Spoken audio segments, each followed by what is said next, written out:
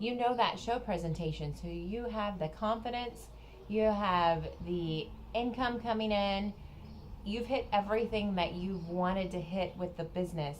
You've even got money banked away. Your family sees that you're actually going away for just one night a week, and you've come back with an investment towards them.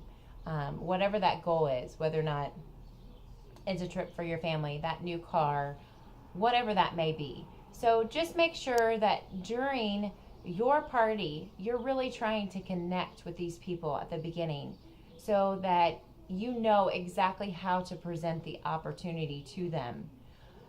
One of the things that I can tell you is there's already this resource, so I'm not going to go into it. Leah Sophia asked me to do a web class on the wish list. And when you've done all these other steps, as far as the 5-finger rule and getting to know people, connecting with them, finding out who they are, creating that binder to where people are visually seeing it, holding up that pamphlet with the opportunity kit in there, that if you use the other resource, the wish list, those questions that are on those wish lists can really be a tool to get inside the mind of what that person is thinking. God didn't make us mind readers, unfortunately. And then sometimes I'm like, yeah, I don't want to read people's minds.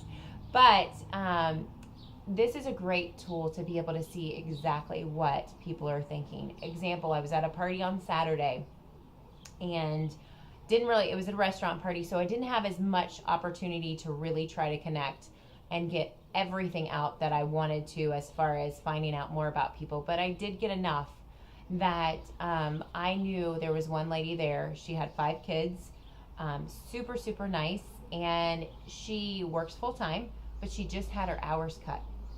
And so I overheard her talking to one of her friends about it. So during my opportunity portion, I made sure to talk about the flexibility, the fact that, it can cover sometimes things when just life happens.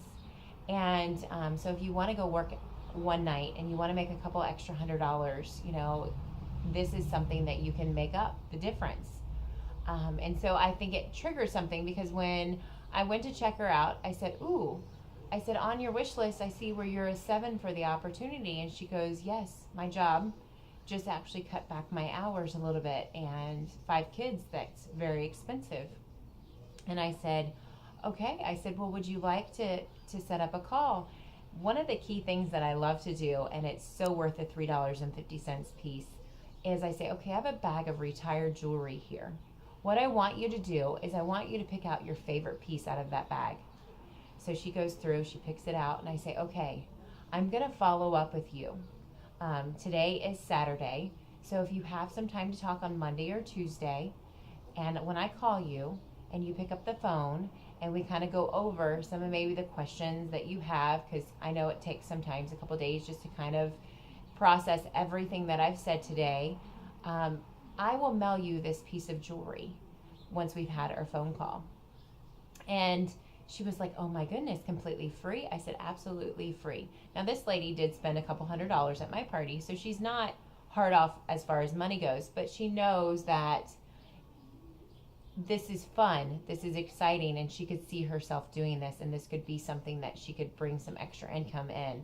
But the fact that I was willing to give her a free piece of jewelry just to talk to her, she was like, she couldn't believe it.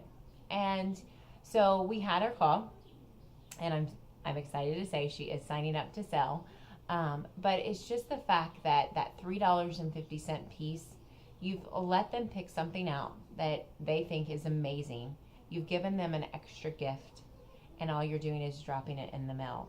So it ensures, how many times have we called people, they don't pick up, they don't pick up, they don't pick up.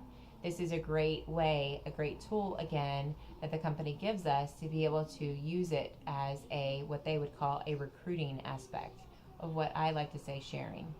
So I hope some of these tips you've been able to take.